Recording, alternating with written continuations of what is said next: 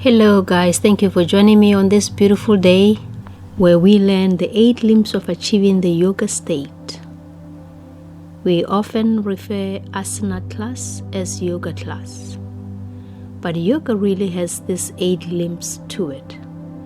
These dimensions, and when we are in balance with these 8 limbs, we can then say we have reached the state of yoga, the state of being. So why don't you Google what is yoga? And right after that, Google what is 8 limbs of yoga. And I'll have those 2 links also attached to this video at the bottom. So you will see yoga is not a class you go to. Yoga is a method of discipline, physical, mental, and spiritual practices that originated from India. We call it yoga here in the West, but it's not. So with my teachings and practices, I would like to follow this path of practice because it is the right way. Please tune into more of my videos to learn more about the 8 limbs of yoga. We have 5 poses for Yama yoga, and the first one is for ahimsa, using our warrior pose for this Yama. Ahimsa means that we should not be violent in feelings, thoughts, words, or actions, maintaining compassion towards yourself and others, being kind and treating all things with care to be at our roots with ahimsa. As students, pushing when we should be pulling back, or fighting when we need to surrender, forcing our bodies to do things they are not yet ready to do.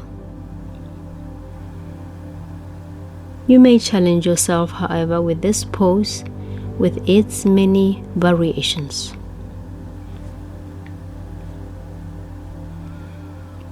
Our second Yama is Satya, with the extended triangle pose. We'll be using here Uttita Trikonasana. Satya means being truthful in our feelings, thoughts, and words. It means being honest with ourselves and with others. As students, we try and compete and push our limits even when we know we can't. Assess yourself honestly.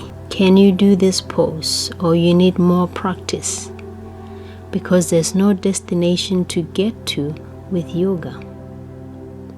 Enjoy the journey with ease, steadiness, and calm. Sthira Sukham Asanam. Our third Yama is Asteya. We'll be using Warrior 2, also known as Virabhadrasana 2.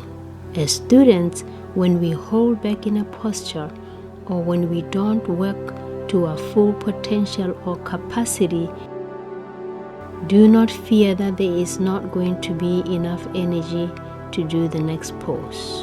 Know that each pose gives the energy required to do it.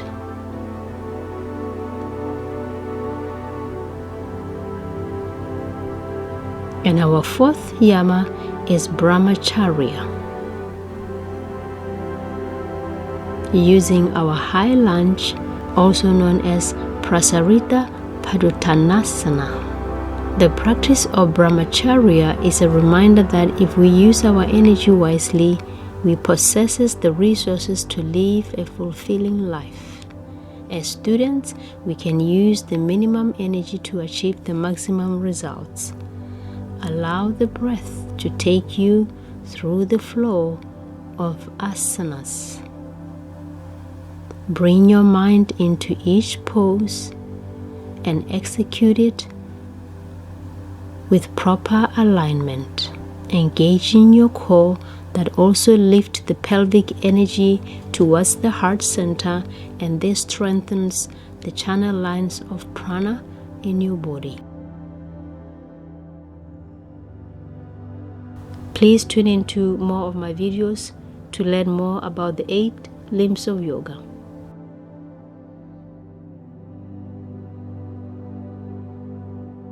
And the 5th and the last yama is aparigraha. We are using the tree pose, also known as virgasana. Aparigraha teaches us to not be greedy, because greed is rooted in jealousy. As students, always do your practice. This is your journey, and don't compare even in a large class. Keep your gaze inward. This way, you are working in your own body at your own capacity and not what someone else is doing. And this was the 5 Yama Yoga. In the end, living practice and teaching these yamas puts us on the fulfilling path of an all-encompassing yoga, a better approach to the inner quest that makes us whole. Remember, with the yamas, kindness, truthfulness, abundance, continence, and self-reliance. Thank you for joining me. I am truly honored to be in your presence. Please subscribe to my channel below, like, share, and keep watching. Namaste.